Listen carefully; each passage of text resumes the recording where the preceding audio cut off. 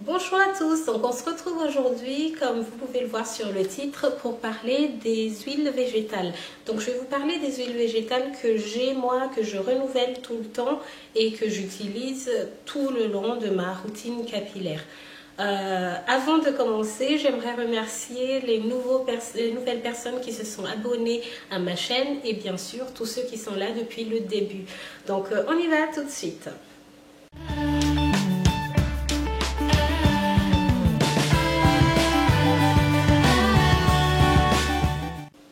Pour commencer, je vais vous parler de l'huile de ricin. Donc l'huile de ricin, c'est un peu le must-have d'une routine capillaire. Pourquoi? Parce que c'est vraiment une huile qui va fortifier en fait vos cheveux. Et qui dit cheveux fortifiés, forcément ça va favoriser la pousse, les volumes et tout ce qui fait qu'on voit que vos cheveux sont en bonne santé. Donc toutes mes huiles, je les achète sur Aromazone. Donc tout ce qui est fiche technique et tout ça, c'est sur le site que je les ai trouvées et que je vais vous mettre ici du coup les propriétés en tout cas mis en avant sur le site. Et ce que je vais faire au fur et à mesure aussi, c'est de vous parler de mon expérience.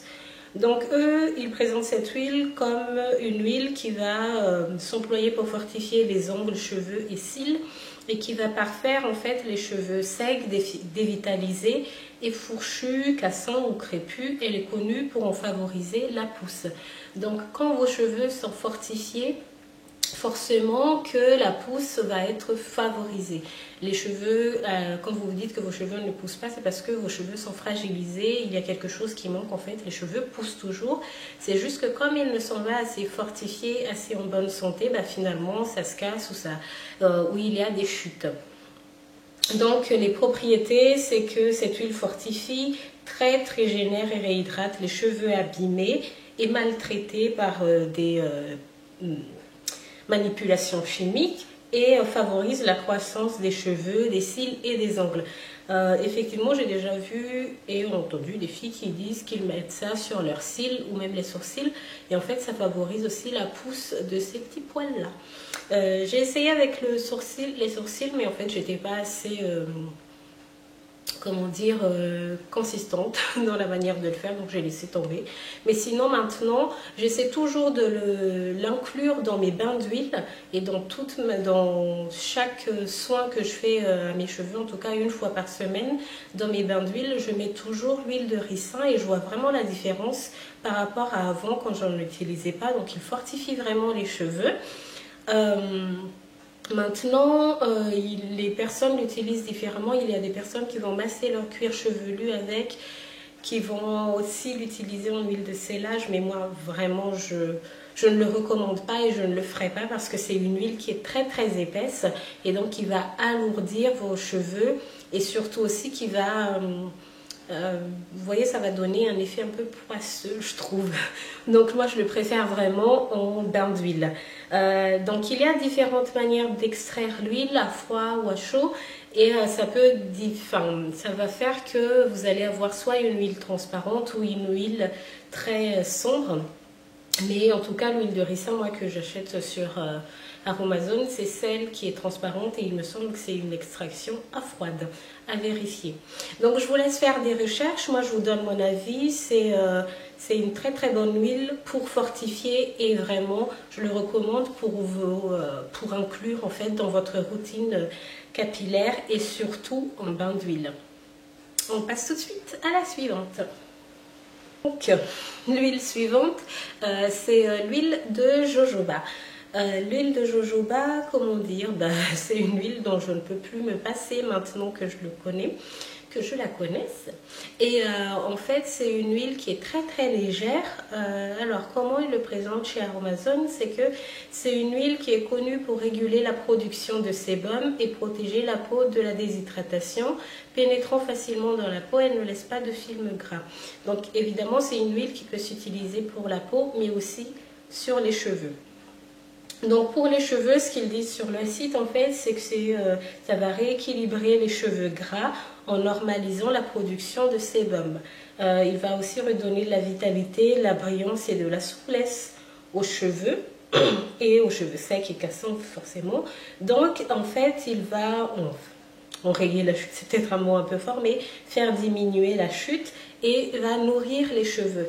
Et moi, je trouve que c'est une huile qui est tout simplement magnifique. Maintenant, moi, je ne sais pas si je l'ai déjà mis en bain d'huile, peut-être, mais je l'utilise beaucoup en sellage en fait. Je ne sais pas pourquoi, mais je l'utilise beaucoup en sellage parce que c'est légère. Elle est très très légère cette huile là. Et en tout cas, moi, quand je selle mes cheveux avec, c'est-à-dire que je mets ma crème hydratante et ensuite je mets l'huile de jojoba, et ben voilà, mes cheveux sont tout simplement en très très bonne santé. Et je vous le recommande aussi. Évidemment, vous pouvez l'utiliser en bain d'huile, comme vous pouvez aussi l'utiliser en sellage, puisque c'est une huile très très légère. Et en odeur, il y a une petite odeur, mais ça va. C'est pas une odeur très très forte. Donc moi, je ne peux que vous la recommander pour votre routine capillaire. On passe tout de suite à la suivante. Alors je regarde souvent par ici parce que j'ai mis mon ordi là pour revoir en fait les propriétés qui sont écrites sur le site d'Aromazone. Bref. Donc l'huile suivante, c'est l'huile d'avocat. Alors l'huile d'avocat, moi je l'utilise beaucoup en bain d'huile. D'ailleurs là il n'y en a plus beaucoup, mais j'en ai déjà recommandé. J'ai déjà d'autres stocks en fait par rapport à toutes ces huiles là. Donc qu'est-ce qu'ils disent? Donc c'est une huile qui est excellente, anti-âge, très pénétrante. Elle adoucit, restructure et protège l'épiderme. Elle fortifie et facilite la pousse des cheveux. Donc une fois encore, c'est une huile que vous pouvez utiliser sur la peau directement et que vous pouvez aussi utiliser pour les cheveux.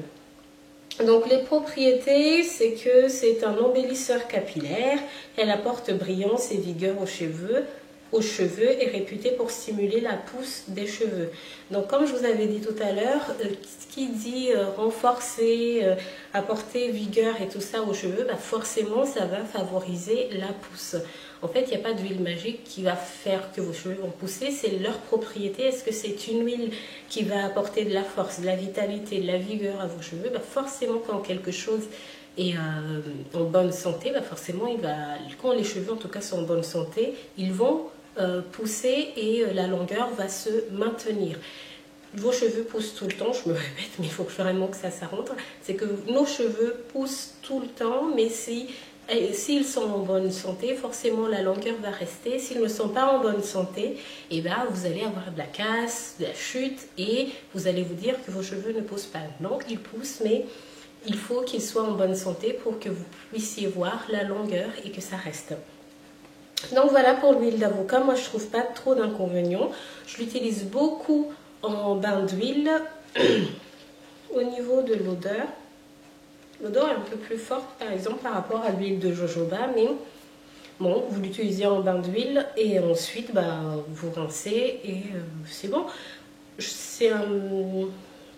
Moi, c'est une huile que je recommande tout le temps sur Aromazone. Donc, toutes les huiles que j'ai là, en fait, je pense que je vais vous les recommander parce que ce sont vraiment des huiles sur lesquelles je trouve qu'il y a vraiment du résultat sur mes cheveux. L'huile d'avocat est un peu épaisse aussi par rapport à l'huile de jojoba. Maintenant, je vous rassure, la plus épaisse, c'est vraiment l'huile de ricin. Mais l'huile d'avocat est quand même plus épaisse que l'huile de jojoba. Donc moi, tout ce qui est très épaisse, je les utilise en bain d'huile. On passe tout de suite à la suivante. Alors l'huile suivante, c'est l'huile végétale de pépins de raisin. Alors c'est une huile que j'ai découverte plus tard par rapport aux autres que je vous ai présentées et que je vais vous présenter. Mais maintenant je l'inclus toujours aussi dans mes bains d'huile et quelquefois de temps en temps pour changer de l'huile de jojoba. Je l'utilise aussi en huile de sellage parce que c'est une huile qui est très très légère. Et je trouve qu'elle apporte aussi vraiment du bien à mes cheveux. Et c'est pour ça que je l'utilise toujours et que j'en recommande souvent. D'ailleurs, c'est le nouveau, je crois, que j'ai ramené ici. Et donc, qu'est-ce qu'ils disent par rapport à cette huile-là? Donc, c'est une huile qui bénéficie de vertus réparatrices, régénérantes et restructurantes, appréciée pour la peau et les cheveux. Riche en antioxydants, elle permet de prévenir le vieillissement cutané, extrêmement fluide, elle est adaptée au massage. Donc vous voyez, c'est toujours aussi une huile qui peut être utilisée sur la peau directement, mais aussi sur les cheveux. Alors, quel qu'ils disent en propriété, en fait, c'est que c'est une huile qui va entretenir et nourrir la fibre capillaire. Donc, moi, je vous la recommande et vraiment, il n'y a rien à dire. C'est une huile très très légère et effectivement, ça apporte un petit plus aux soins que vous allez faire à vos cheveux. Et c'est aussi pour varier et diversifier les huiles que vous allez mettre dans vos bains d'huile. On passe tout de suite à la suivante. L'huile suivante, c'est l'huile végétale de Nigel. L'huile végétale de Nigel, elle est vraiment... alors, c'est une huile qui est à utiliser avec précaution parce que c'est une huile qui est très très puissante et donc elle s'utilise diluée dans d'autres huiles végétales à 10-20% en fait. Alors je vais vous lire ce qu'ils disent sur cette huile. C'est que c'est une huile qui est utilisée pour renforcer les défenses immunitaires. Cette huile est aussi connue pour traiter les problèmes de peau, soulager les contractures et tonifier les cheveux. Donc voilà, c'est encore une fois de plus une huile qui va renforcer en fait les cheveux et elle est aussi connue pour traiter en fait le cuir chevelu et donc tout ce qui est démangeaisons, pellicules et autres problèmes de cuir chevelu. Maintenant, c'est à utiliser avec précaution parce que je vous ai dit, c'est une huile qui est très puissante. Donc, qu'est-ce qu'il dit sur les propriétés pour les cheveux sur le site? C'est que c'est une huile qui va revitaliser, assouplir et tonifier le cuir chevelu et les cheveux. Et donc, elle va renforcer les cheveux et les angles cassants. Moi, je ne peux que vous le recommander parce qu'effectivement, j'ai constaté que quand je l'utilise, quand je le mets souvent dans chacun de mes bains d'huile, et mon cuir chevelu est beaucoup plus apaisé, beaucoup plus sain. Et donc, je ne peux que vous le recommander. Pourquoi je prends toujours des huiles qui vont aussi réparer le cuir chevelu? Parce que quand on a des cheveux défrisés, forcément on agresse déjà nos cheveux, mais surtout aussi le cuir chevelu parce que le défrisant est quelque chose de très décapant, donc qui va assécher le cuir chevelu. Donc tout au long de votre routine, essayez de faire en sorte de prendre soin aussi de votre cuir chevelu et donc prendre en fait des produits, des huiles qui vont l'aider en tout cas à se réparer facilement. Donc voilà pour l'huile de Nigel, moi je vous le recommande et on passe tout de suite à la suivante.